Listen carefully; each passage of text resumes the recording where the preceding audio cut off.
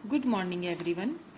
बच्चों, पिछली वीडियो में हमने पढ़ा था कि किस तरह से कबीरदास जी ने अपनी साखियों के माध्यम से मनुष्य को ईश्वर प्राप्ति का रास्ता बताया है। ठीक है, कि हम किस प्रकार से बिना भेदभाव के, बिना आडंबरों के ईश्वर को सच्चे मन से प्राप्त कर सकते हैं। तो उन्होंने ये अनेक साखियों के माध्यम से ईश्वर को मनुष्य को सीख दी है।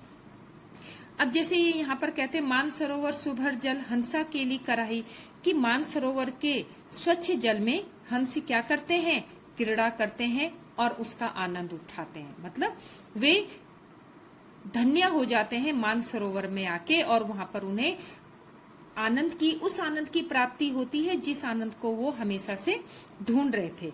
मुक्ता फल मुक्ता चुगे, वहां पर हंस जो है मोक्ष रूपी फल को चुग रहे हैं। अब उड़ी अनंत न जाई, और अब वो वहां से उड़कर कहीं नहीं जाना चाहते। ठीक है, तो वह क्या करता है, हंस मुक्ता फल मुक्ता चुगे, वह मोक्ष रूपी आनंद रूपी मोती चुन रहा है। अब उड़ी अनंत न जाई, और अब वह यहाँ से उड़कर कहीं और नहीं जाना चाहता। तो कहने का तात्पर्य है कि यदि यहाँ पे कबीर ने हंस के माध्यम से मनुष्य को कहा है कि वह ईश्वर की भक्ति में मान सरोवर सुभर जल, मान सरोवर मतलब ईश्वर की भक्ति में, पवित्र भक्ति में जब लीन हो जाता है तो केली कराही, तो उसे आनंद का अनुभव होता है। जैसे हंसा केली कराही, तो हंस को जैसे मान सरोवर में आनंद की प्राप्ति होती, उसी प्रकार मनुष्य जब ईश्वर भक्ति को सच्चे मन से करता है तो उसे आनंद की प्राप्ति होती है। और वह इस आनंद को छोड़कर, किस आनंद को, ईश्वर की भक्ति को छोड़कर अब उड़ी अनंत न जाही, वह कहीं नहीं जाना चाहता। ठीक है, कहने का तात्पर्य है कि प्रभु भक्ति में सबसे अधिक आनंद और तृप्ति होती है। यहाँ पर कवि कहना चाह रहा है कि जिस व्यक्ति ने ईश्वर की प्राप्ति या ईश्वर की भक्ति कर ली तो उसे उसी में सबसे ज्यादा आनंद और तृप्ति होती है। सेकंड है, प्रेमी ढूंढत मैं फिरूं, प्रेमी मिले न कोई। अब कबीरदास जी कह रहे हैं कि प्रेमी ढूंढत मैं फिरूं, मैं ईश्वर रूपी प्रेमी को ढूंढ रहा हूँ। यहाँ पर प्रेमी किसे कहा है, ईश्वर को। मैं ईश्वर रूपी प्रेमी को ढूंढ रहा हूँ, प्रेमी मिले ना कोई, लेकिन मुझे कहीं भी ईश्वर की प्राप्ति नहीं हो रही है। अब क्योंकि ईश्वर इतनी आसानी से नहीं मिलते हैं ना, उसके लिए बहुत संघर्ष करना पड़ता है, बहुत भक्ति करनी पड़ती है। सच्चे मन से जब हम ईश्वर को ढूंढने की कोशिश करेंगे, तपस्या करेंगे, तो तब जाके हमें ईश्वर की प्राप्ति होती है। सच्चे मन से जब हम ईश्वर की साधना करते हैं तो हमें ईश्वर की प्राप्ति होती है। तो यहाँ पर कवि कह रहे हैं कि प्रेमी ढूंढत मैं फिरूं, हर मनुष्य कहता है कि मैं ईश्वर को ढूंढ रहा हूँ, प्रेमी मिले ना कोई, लेकिन मुझे ईश्वर की प्राप्ति नहीं हो रही है। क्यों? क्योंकि हमारी साधना में कुछ ना कुछ कमी है।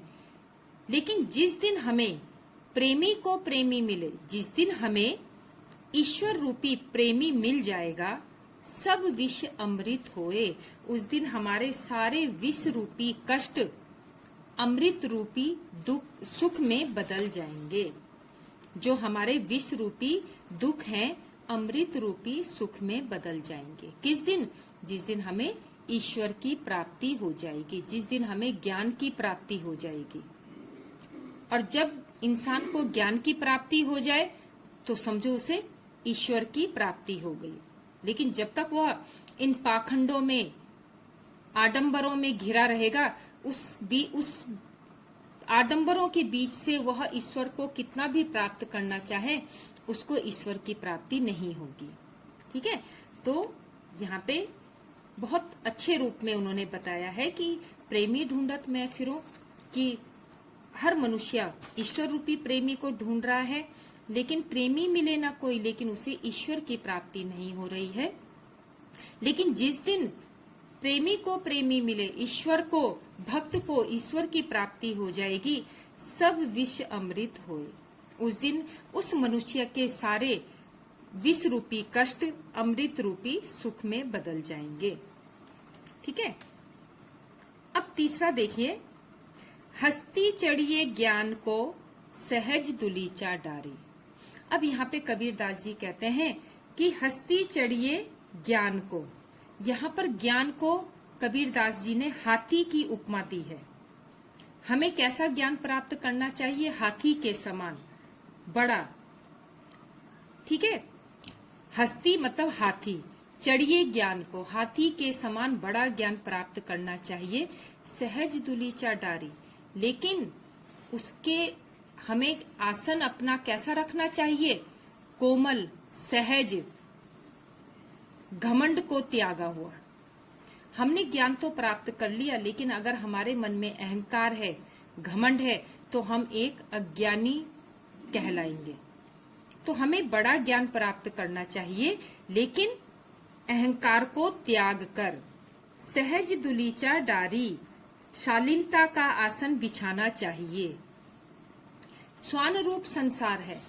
अब ये कबीरदास जी ने इस संसार को स्वान कहा है। स्वान किसे कहते हैं? कुत्ते को। वे कहते हैं कि स्वान रूप संसार है। जब भी कोई इंसान कुछ नया करने के लिए जाता है, तो यह संसार रूपी जो लोग हैं, वे उसकी बातें करते ही करते हैं। तो हमें उन पर ध्यान नहीं देना चाहिए, क्योंकि एक यह संसार जो है एक कुत्ते के समान है। भूकन दे झक मारी, वह भौंकता है लेकिन फिर झक मारकर चुप हो जाता है। इसलिए हमें लोगों की बातों में ध्यान नहीं देना चाहिए और अपने कर्म के रास्ते पर चलते रहना चाहिए। ठीक है। तो हमें क्या करना चाहिए? हाथी के समान ज्ञान को बड़ा ज्ञान प्राप्त करना चाहिए, लेकिन शालीनता का आसन बिछाकर।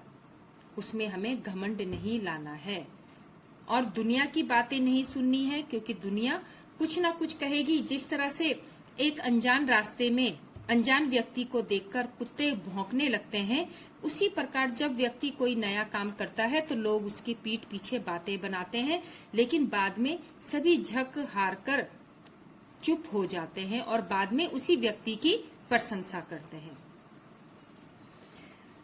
अब है नेक्स्ट है, पखा पखी के कारणे सब जग रहा भुलान। अब पखा पखी, पक्ष और विपक्ष, यहाँ कबीरदास जी ने सज्जन की परिभाषा देते हुए कहा है कि पखा पखी के कारणे, पक्ष और विपक्ष के कारण सब जग रहा भुलान। मनुष्य जो है पूरे जग को भूल जाता है। अर्थात जब मनुष्य भेदभाव के झमेले में पड़ जाता है तो वो अपने जीवन के लक्ष्य को भूल जाता है। सब जग रहा भुलान मतलब उसका जो जीवन का लक्ष्य है वह उसे भूल चुका है कि उसका जन्म इस पृथ्वी पर क्यों हुआ है। वो किसके पीछे पड़ा है?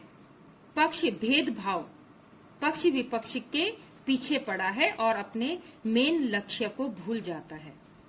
निरपक्ष होई के हरि भजे।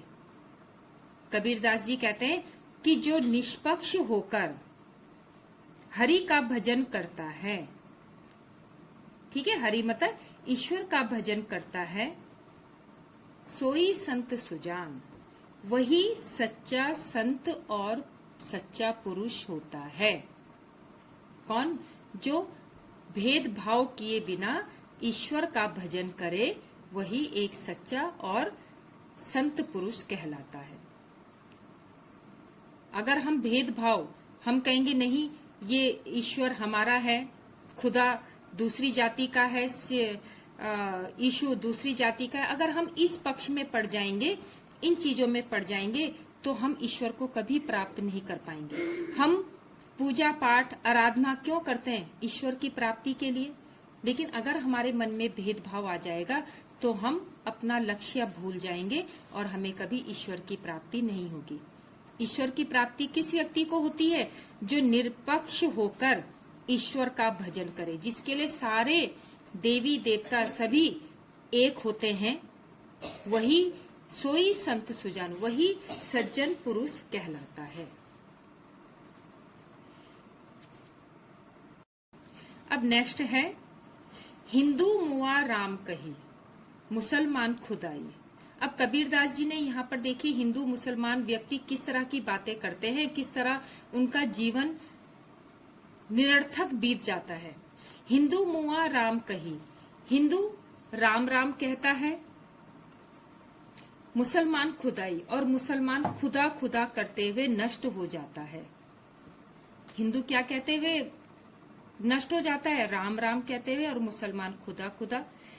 कहे कबीर सो जीवता, कबीरदास जी कहते हैं इस संसार में असली जीवन वही जीता है जो दुहू के निकटी न जाए, जो इन दोनों से दूर रहता है। हिंदू मुस्लिम के भेदभाव से जो दूर रहता है वही अपने जीवन को सार्थक बनाता है, अर्थात उसी का जीवन सार्थक होता है जो इन भेदभावों से दूर रहता है। ठीक है, तो कहने का मतलब क्या है कि हमें हिंदू मुसलमान सिख ईसाई इन सब का भेदभाव छोड़कर सिर्फ ईश्वर का ध्यान करना चाहिए, ईश्वर के प्रति अपनी भक्ति दिखानी चाहिए, तभी हमारा यह जीवन सफल होता है। नेक्स्ट है काबा फिरी काशी भया, राम ही भया रहीम। ठीक है, काबा फिरी, कबीरदास जी कहते हैं कि अगर हम भेदभाव से ऊपर उठ जाएं तो काबा भी काशी बन जाता है। काबा क्या है? जो ये मुसलमानों का प्रसिद्ध जो सऊदी अरब में है, ठीक है, इनका जो मुसलमानों का पवित्र स्थल है मक्का मदीना काबा। तो अगर हमारे मन से भेदभाव खत्म हो जाए तो हमारे लिए काबा क्या है? मक्का मदीना ही काशी बन सकता है। हमें काशी जाने की जरूरत नहीं है। राम ही भया रहीम, और राम ही हमारे लिए रहीम बन जाता है। कब? जब हम भेदभाव को छोड़ देते हैं। सिर्फ ये नाम अलग है, ईश्वर तो एक ही है ना। राम को ही हम रहीम कह रहे हैं, तो अगर हमारे मन में भेदभाव ना रहे तो हमारे लिए मक्का मदीना काशी बन सकता है, राम रहीम बन सकता है। मोट चून मैदा भया, अब यहां पर देखिए, मोटे आटे को बहुत बारीक पीस लिया जाए, मोट चून मैदा भया, मोटे आटे को अगर बहुत बारीक पीस लिया जाए तो वो क्या बन जाता है? मैदा बन जाता है। ठीक है, लेकिन दोनों एक ही चीज है, सिर्फ नाम उनके अलग हैं। मोटा पिसा गेहूं आटा कहलाता है, और जो वो बिल्कुल महीन हो जाता है तो उसे मैदा कहते हैं। लेकिन क्या है? दोनों एक ही हैं। बैठी कबीरा जी, उन दोनों को हमें एक ही समझकर खाना चाहिए, उन दोनों में हमें भेद नहीं करना चाहिए। ठीक है, आटा और मैदा एक ही चीज होती है, लेकिन सिर्फ फर्क क्या होता है? आटा मोटा पिसा होता है, मैदा बहुत बारीक होता है। कबीरदास जी कहते हैं कि हम दोनों चीजों को क्या करें? उनमें भेद ना करें और उसको प्रेम पूर्वक खाएं। इसी प्रकार राम और रहीम का हमें भेदभाव नहीं करना चाहिए, दोनों एक ही हैं, सिर्फ उनके नाम अलग हैं। इसलिए हमें भेदभाव से ऊपर उठकर उनकी भक्ति करनी चाहिए। ऊंचे कुल में जन्मिया, जे करनी ऊंच न होई। अब कबीरदास जी कहते हैं कि ऊंचे कुल में जन्म लेने से ही हमारे कर्म ऊंचे नहीं हो जाते। हमने बहुत ऊंचे कुल में जन्म ले लिया, लेकिन हमारे जो काम है, हमारा जो कर्म है, वो पवित्र नहीं है, सही नहीं है, तो हम क्या कर रहे हैं? अपने कुल का नाश कर रहे हैं। ठीक उसी प्रकार सुबरन कलश सुरा भरा, साधु निंदा सोई। सुबरन कलश, जिस प्रकार सुबरन सोने के कलश में, घड़े में सुरा भरा यदि शराब भर दी जाए, साधु निंदा सोई, तो हर कोई सज्जन पुरुष उस सोने के कलश की निंदा करेगा। आ रही है आपको समझ में बात? अगर सोने के कलश में हम शराब को भर देते हैं तो सोने का कलश भी अपवित्र हो जाता है। तब उस सोने को कोई नहीं देखेगा, उसमें क्या चीज भरी है उसकी निंदा हर कोई करेगा। इसी तरह अगर हमने ऊंचे कुल में जन्म ले लिया तो हम ऊंचे कुल के नहीं होते। किसके कारण हम ऊंचे कुल के माने जाएंगे? अपने कार्यों के माध्यम से। अगर हमारे काम ऊंचे हैं, अच्छे हैं, तो हमारा जो नीच कुल भी होगा वो भी उच्च कुल बन जाएगा। और अगर हमारे कर्म अच्छे नहीं हैं तो हमने चाहे कितने ऊंचे कुल में जन्म लिया है, हम निंदा के पात्र ही बनेंगे और अपने कुल का बदनाम ही करेंगे। लोग हमारे कुल का नाम रखेंगे, उसकी निंदा करेंगे।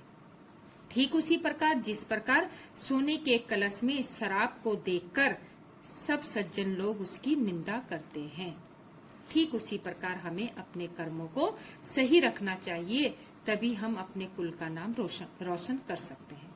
तो बच्चों, अब आपने इन्हीं व्याख्याओं के आधार पर इनके क्वेश्चन आंसर करने। जैसे मानसरोवर से कवि का क्या आशय है, तो मैंने आपको ये समझा दिया कि यहाँ पर मानसरोवर किसके लिए कहा गया है। ठीक है, ईश्वर की भक्ति के लिए कहा गया है। उसी तरह कवि ने सच्चे प्रेमी की कसौटी क्या बताई है? कौन होता है सच्चा प्रेमी? जो भेदभाव से दूर रहे। ठीक है, तो इस तरह से आपने ये क्वेश्चन आंसर अपनी नोटबुक में कंप्लीट करने। Thank you.